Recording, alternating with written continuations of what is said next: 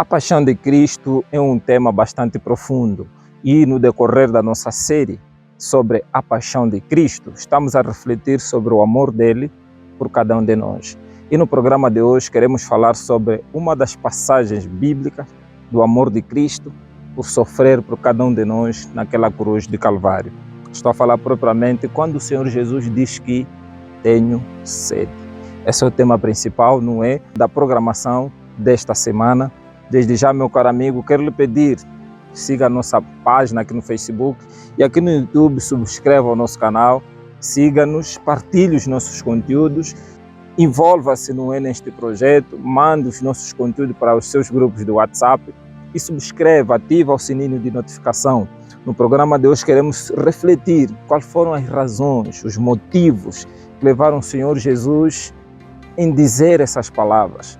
Por que um ser humano que estava à beira da morte, que estava quase esgotado, que estava quase morto, pede para que lhe pudessem dar água? Qual é a mensagem subliminar, profunda e espiritual por detrás das palavras de Cristo Jesus? Por que ele pediu para que os soldados romanos pudessem dar água? Como é possível um ser humano à beira da morte pedir água? Talvez poderia pedir para que o pudesse o tirar daquela cruz, para que o pudesse o ajudar a fugir, para que o livrasse da morte. Mas o Senhor Jesus pediu água. Qual é a verdade espiritual por detrás desse conceito ou dessas palavras de Jesus? Não saia daí que no programa de hoje vamos falar sobre tenho sede. Somente depois de cuidar das suas responsabilidades para com os outros, Jesus comentou da sua condição. Depois, vendo Jesus que tudo já estava consumado, para se cumprir as Escrituras, disse: tenho sede. João 19, versos 28. É difícil entender, não é, de uma forma superficial, qual era a mensagem que o Senhor Jesus queria transmitir àquele povo ou àquele soldado ao lhes pedir água. Primeiro é necessário compreendermos que o Senhor Jesus não havia dormido durante aproximadamente 50 ou 42 horas. Ele estava esgotado, quer do ponto de vista físico, mental e espiritual. Ele estava ausente do Pai, parece que o Pai o havia abandonado e realmente o Pai o havia abandonado, o Pai estava longe, deixou com que o Senhor Jesus pudesse passar por aquele momento sozinho. O Espírito Santo também se afastou, os seus amigos haviam se afastado, estava ali na cruz apenas João, a sua mãe, Maria e algumas mulheres. Todo o povo que estava ali desejava a condenação dele. E os soldados haviam pisoteado, haviam destruído, haviam cortado, haviam batido e haviam, não é, repartido as suas vestes em três e dividiram sorte. E o Senhor Jesus, em meio a essas dificuldades todas, ele se manteve calmo.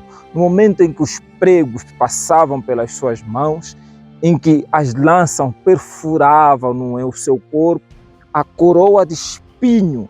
Alguns escritores bíblicos dizem que aquela coroa de espinho que Jesus usou tinha uma ponte aguda muito grossa, aproximadamente de 5 centímetros. E aquilo perfurava a cabeça de Jesus, trazendo dores internas. E ainda mais batiam nele, não é? Com espinho na cabeça, mas ainda o batiam, cuspiam. Então foi momentos difíceis. E apesar de tudo isso, o Senhor manteve-se calmo, manteve-se em silêncio. Mas chega um momento em que ele pede água. Isso às vezes nos faz compreender de uma forma teológica que talvez se tratasse, não é, em primeiro lugar, não é, a humanidade dele, de Cristo, estava frágil. Estava revelando ao universo que realmente o que estava ali na cruz era sim um homem também.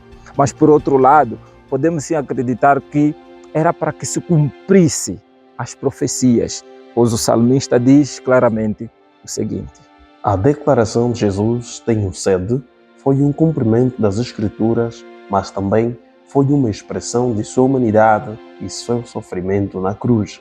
Ele não apenas suportou a dor física, mas também a dor de ser abandonado pelo Pai e carregar os pecados da humanidade. Portanto, O salmista, de acordo com o texto que nós acabamos de ler, nos mostra que tudo estava prescrito, tudo estava profetizado, que o Senhor Jesus passaria por aquela ou pelaquela dolorosa cruz e ele pediria sim água. E em lugar de água lhe dariam vinagre.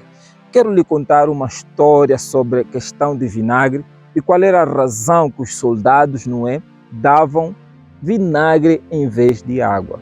Bom, de acordo com os historiadores, eles dizem que o vinagre naquela altura, eles davam o vinagre para os malfeitores ou para os criminosos para que pudesse acelerar as dores, pudessem aumentar o derramamento do sangue e também para que o criminoso pudesse morrer mais rapidamente. E ali o Senhor Jesus negou categoricamente, conforme diz os Salmos, conforme diz o livro de Isaías, conforme diz o livro de Jeremias, que ele não bebeu daquele vinagre. Ele não se achegou a beber. Cheirou, mas não permitiu que ele pudesse beber daquele vinho ou daquele vinagre. Agora quero lhe chamar a atenção, na cruz, lá embaixo, ao lado dos soldados, havia um balde. Aquele balde continha lá vinagre, que eles davam de beber aos criminosos quando pediam água.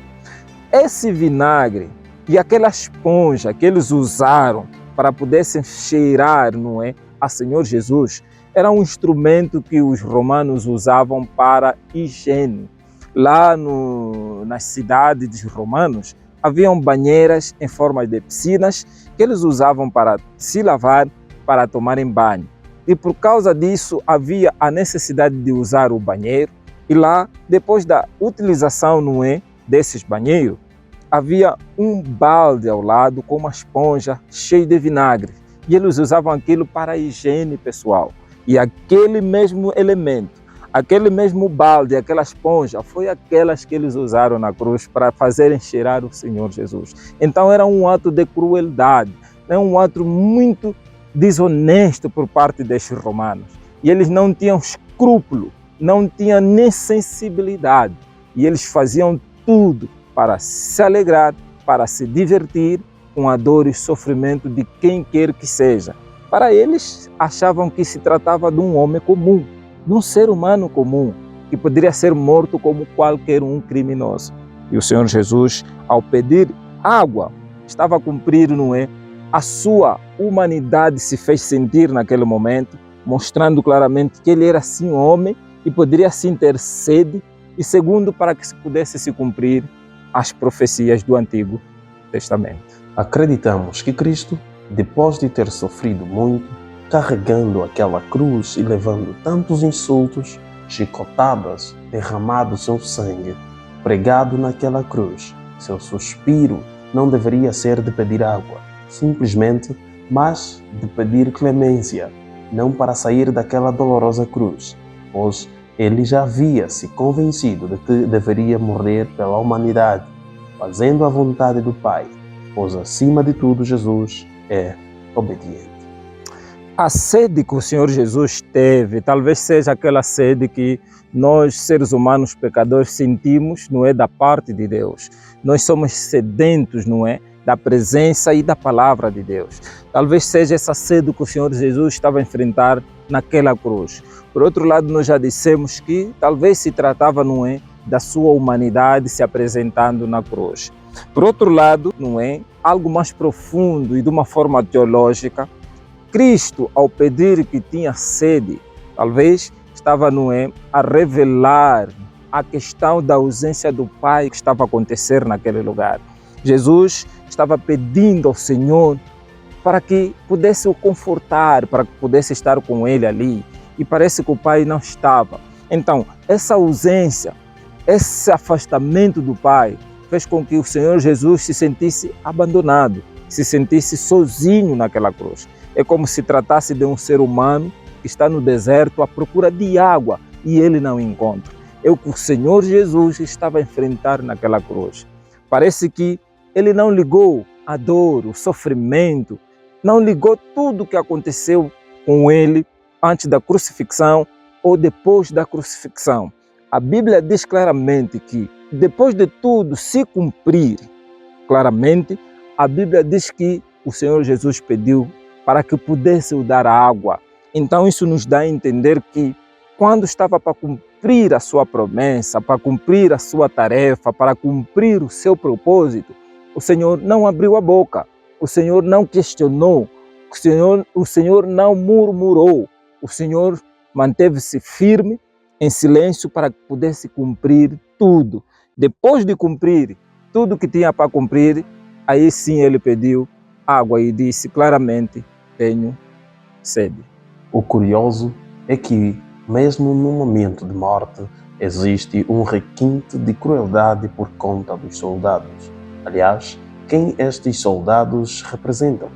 Não seríamos nós, homens e mulheres, a humanidade? Não sei, mas me parece que oferecer vinagre ao invés de água não está somente na cabeça daqueles soldados daquela época, mas na nossa sociedade contemporânea. Jesus pede água e os soldados oferecem vinagre. A agonia do Senhor Jesus era bastante evidente naquela cruz. Realmente, ao refletirmos, ao olharmos aquele cenário da cruz, dificilmente podemos compreender o que realmente ele passou. No ramo da medicina, quando se trata de um ser humano que passa por aquilo, por aquela experiência de ser torturado, não dorme, não é? Fica todo dia, o sangue a escorrer. É difícil manter-se firme, fiel e cumprir tudo que estava prescrito para ele. Então, nós vamos ver que não se tratava de um homem qualquer que estava morrendo ali. Era um homem que tinha consciência de que tinha que cumprir tudo para que a justiça pudesse se efetivar no universo. E isso acontece, não é? Quando ele pede claramente que tinha sede, conforme nós já dissemos. Então ele cumpriu todas as ordenanças, cumpriu todos os propósitos, todas as profecias que o Antigo Testamento predizia sobre o que ele deveria fazer, sobre o que eles deviam, não é, dizer, foi cumprido. Até quando dele dizer que está consumado. Ele, ao dizer está consumado, mostrou ao universo, mostrou pelo mundo e a todos os seres vivos, não é, que existem na face da terra, e aos seres angelicais que a promessa de salvar a humanidade estava assim completa. O pacote que se exigia para que o pecado pudesse ser derrubado naquela cruz estava a ser entregue completamente. O custo do pecado que se exigia, não é? Aquele dinheiro que se precisava para que o pecado pudesse ser rompido em todo o universo, estava a ser pago por Cristo naquela cruz. Ele, ao dizer está consumado, e depois disso ele diz que tenho sede, isso nos dá a entender, não é, de um ser humano que estava a fazer um trabalho. Depois de dar por terminar o seu ofício, ele agora senta e pede uma água. Foi isso que o Senhor fez. Terminou com o serviço, terminou com um trabalho e ali pediu água. Essa água podemos assim o descrever como o afastamento do seu Pai, que não se fazia presente naquele lugar, e talvez a humanidade dele, que se revelou também naquele lugar. Então, nós vamos ver que realmente ele permitiu que a humanidade apanhasse naquele lugar.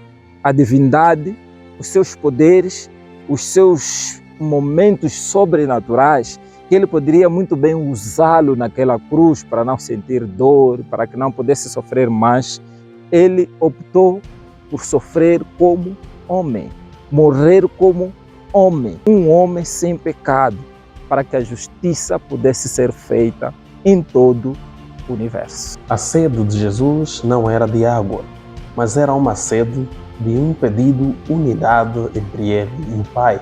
Era um pedido de respeito, de tolerância e de amor.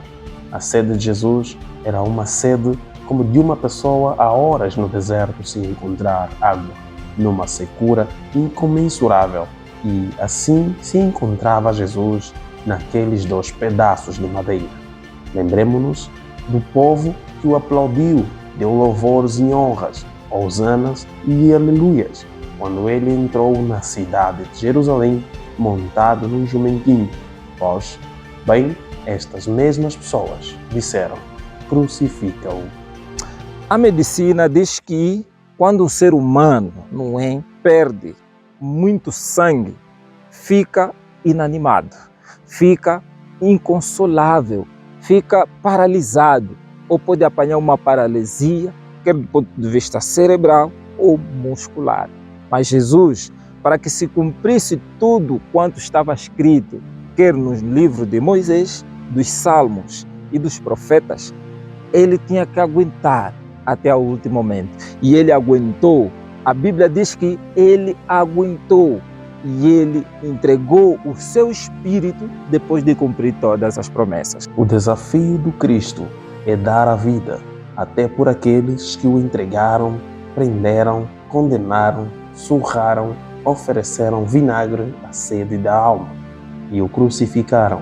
E o nosso desafio é vivermos como irmãos para oferecermos a Cristo água, mas água que jorram da sinceridade do coração do homem e não da mediocridade.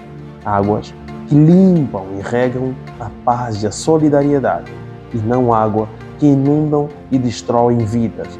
As águas que Jesus quer são as mesmas geradas por Ele, águas vivas.